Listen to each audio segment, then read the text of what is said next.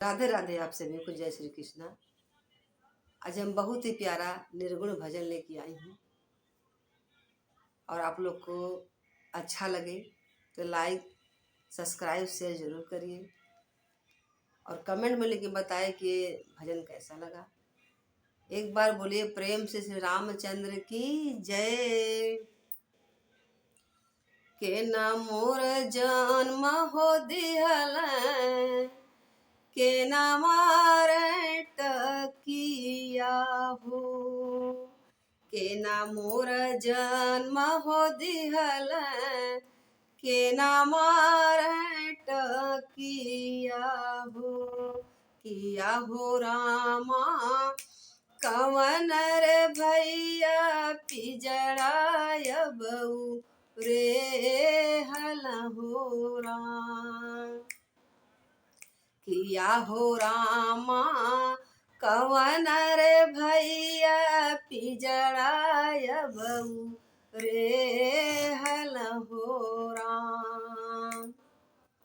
राम मोर जन्म हो दिहल ब्रह्मा मार टकिया हो, ब्रह्मा मार टकिया हो।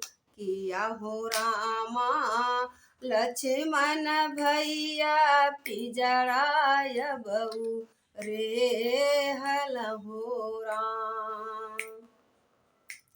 किया हो रामा लक्ष्मण भैया पिजड़ाय बऊ रे हल हो राम। छन बन्हल गाई हो गईल पिजड़ाऊ रे ही हो गईल। छन बन्हल गाई हो गईल पिजड़ाऊ रे ही हो गईल, पिजड़ाऊ रे ही हो गईल। किया हो रामा पिजड़ा रे भीतर मयना बोले हो राम। किया हो रामा पिजड़ा रे भीतर मयना बोले हो राम। छन बन्ह टूटी हो गईल पिजड़ा मोरू की हो गईल, पिजड़ा मोरू की हो गईल। किया हो रामा उड़त रे सुगनवा कोई न देखला हो राम।